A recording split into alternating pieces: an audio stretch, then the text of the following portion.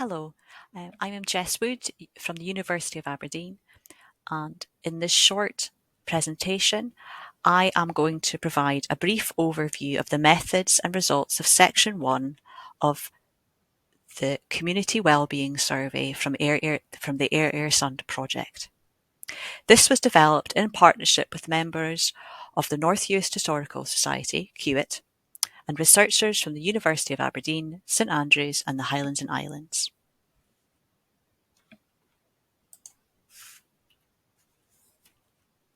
I'm just going to cover very briefly, using this slide, the methodology used to develop this community wellbeing survey.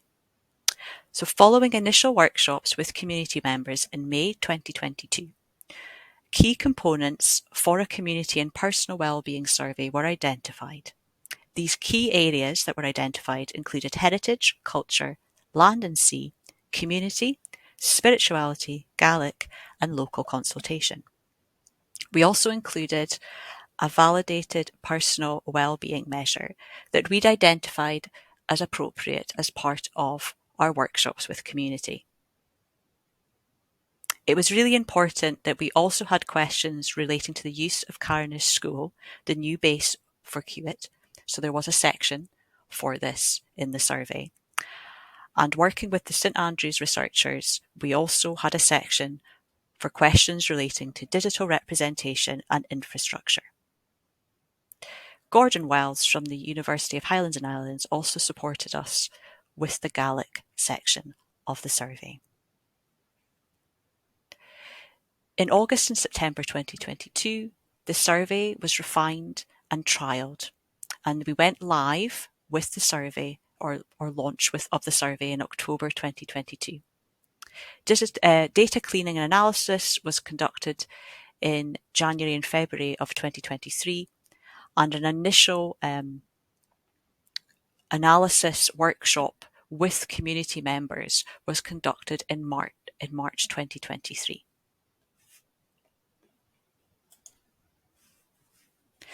Respondents could complete the questionnaire on paper or through a website link provided on the CEUT Facebook page. More than 83 surveys were completed. There were 94 attempts of completing the survey. But we excluded blanks, duplicates, and if there was less than one response to a survey question. You can see here that 51% were completed online. And it's worth noting here as well that demographic data was not collected as part of the survey. In the next slides, I'm going to cover key findings from Section 1 of the Wellbeing Community Survey. So we asked what was the importance of North Uist heritage, local history, and conserving the past in your life. More than one response could be selected for this question, and expressive responses were presented relating to heritage. You can see here that 44% selected North Uist as an important part of my life, and it's this last two groupings here. This was 58% for those that did not select I did not grow up with North Uist heritage in my home, so the group in orange. 55% selected I am worried that North Uist heritage will get lost and should be promoted more on the islands. This was 54% of those who did not select I did not grow up with North Uist heritage in my home. But surprisingly, of those that selected I did not grow up with North Uist heritage in my home, the groups in blue, this was 58% of them selected I'm worried that North Uist heritage will get lost and should be promoted more on the islands.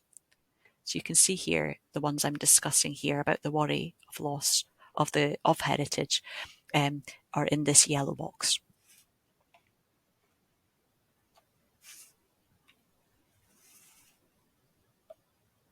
For the second question, what is the importance of North Uist culture, the way of life in your life? 50% selected North Uist culture was an important part of my life. This was 65% of those who did not select the orange group. I did not grow up with North Uist culture in my home. 52% selected, I'm worried about North Uist culture getting lost and should be promoted more in the islands. And this was 51% of those who did not select or did not grow up with North Uist heritage in my home. So these are the group here in the yellow box on orange. And 53% who selected I did not grow up with North Uist culture in my home also selected I am worried that North Uist culture will get lost and should be promoted more in the islands. And this is the group here in the yellow box in blue. For the question, what is the importance of North Uist land and sea environment in your life? A Likert scale of importance was used, and only one response could be selected. You can see here that 92% selected that it was important to very important, and no one selected unimportant, which is why that option does not appear in this graph. We invited respondents to give examples of activities and to document concerns they had. Concerns expressed are illustrated here in the word cloud of, and these were the ones that are in larger text are the ones that were the most frequently described in this box. So you can see here that coastal erosion, the marker, climate change, and crofting were the most frequently expressed concerns.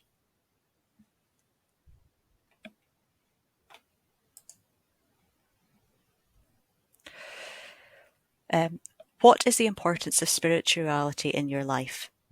Responses here were again posed as a 5-point Likert scale of importance. You can see here that 50% selected it was important to very important in their life. And respondents again here were invited to comment on the importance of spirituality. And we identified in these comments depicting a diverse faith and spirituality beliefs were presented that included church, life cycles, place and faith, spirituality and well-being, tolerance and respect of each other.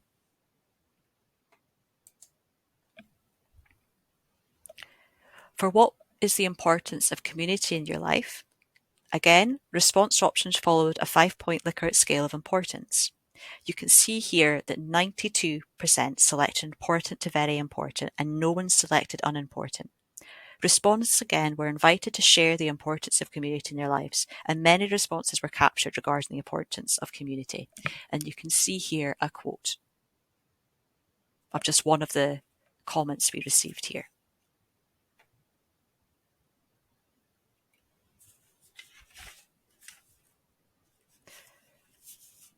North Uist community concerns and wider decisions at a regional and national level.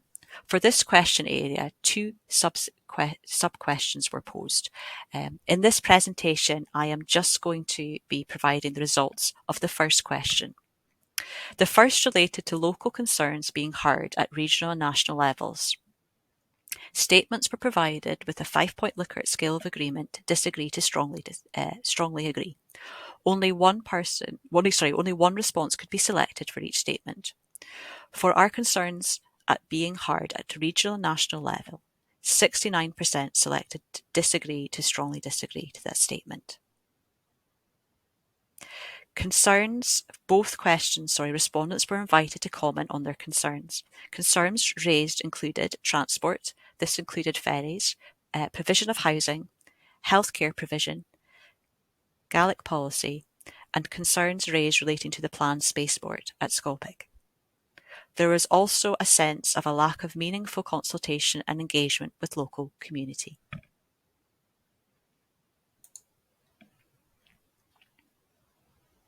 Using the same methodology surrounding heritage and culture, we asked questions about the importance of Gaelic. Before we invited people to respond to these questions, we also asked people to self-categorise themselves as non-speakers, learners, or fluent speakers. And you can see here from the graph and from the percentages below it that we had roughly a third of each group represented in our wellbeing survey. For how important is Gaelic to you? More than one response could be selected, but you can see here that 72% selected Gaelic has an important symbolic value in the community as a vehicle for transmitting our island culture and heritage. And just to give a bit more detail about the breakdown of the self-identifying categories for Gaelic. For the first response, Gaelic is of no significance to me at all. The main responders to this were non-speakers. For Gaelic is not important to me personally, but I recognise its important part of everyday life in North Uist. The main responders to this response were non-speakers, who made up 60%. For the third option, option C, this was 58% speakers, and learners made up 38%. So this was the question. It's important for me to use Gaelic in the community where I can, for example, with neighbours, in the shops, at church, or on the bus. The main responders to response D were fluent speakers, who made up 75%. So this was D. Gaelic use is an important part of my life as we use it in the home.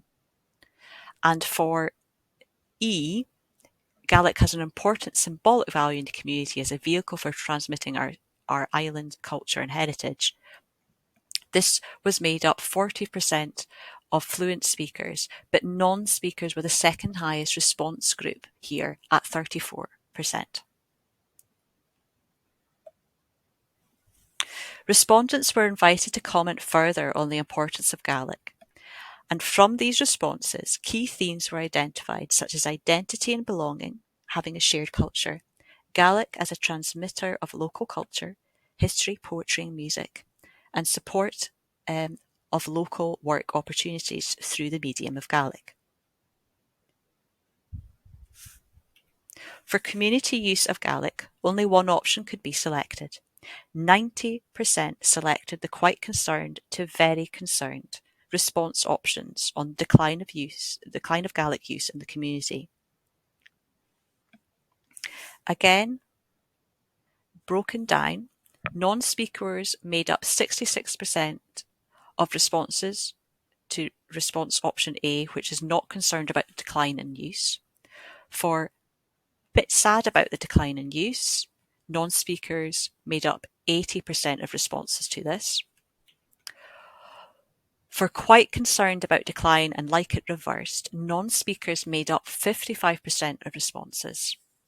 And for the last two questions, very concerned, I would like to help, to very concerned and actively trying to reverse trend. Speakers made up 50% for D and 60% of the E option of responses. And learners were the second highest group for D and E at 43% and 40%. For community use of Gaelic, again, respondents were invited to comment further if they had selected that they were actively involved in trying to reverse this trend. Key themes from comments were identified, such as CEUT's role in arranging classes, opportunities for arranging speaking where possible, and arranging meeting up with others, active promotion, and concerns over transmission in the home from parent to child. In the last three slides, I'll also discuss questions around individual opportunities to speak Gaelic. The survey was split up into sections for fluent speakers, learners, and non-speakers. Fluent speakers were asked to select one response from a range of expressive options relating to opportunities to speak Gaelic. 95% selected the quite concerned to very concerned options provided.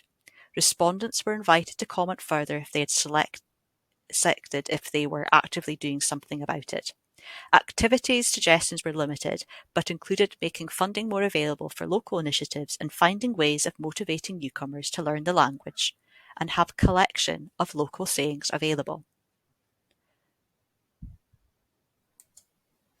Learners were asked to select one response from a range of expression options relating to opportunities to practice Gaelic. 80% selected the quite concerned to very concerned options. Respondents were invited to comment further if they had selected if they were actively doing something about it. Suggestions were limited but included running of classes, ways of promoting its use and recording of natural speech.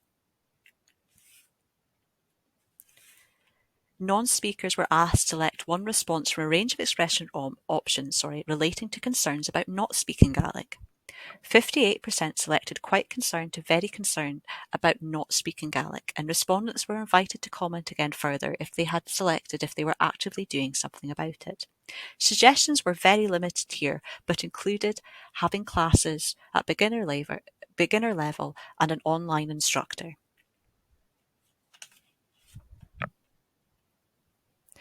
And that's the end of video 1. In video 2, I will be covering sections 2 and 3 of the Community Wellbeing Survey and also a brief summary of sections 1 to 3.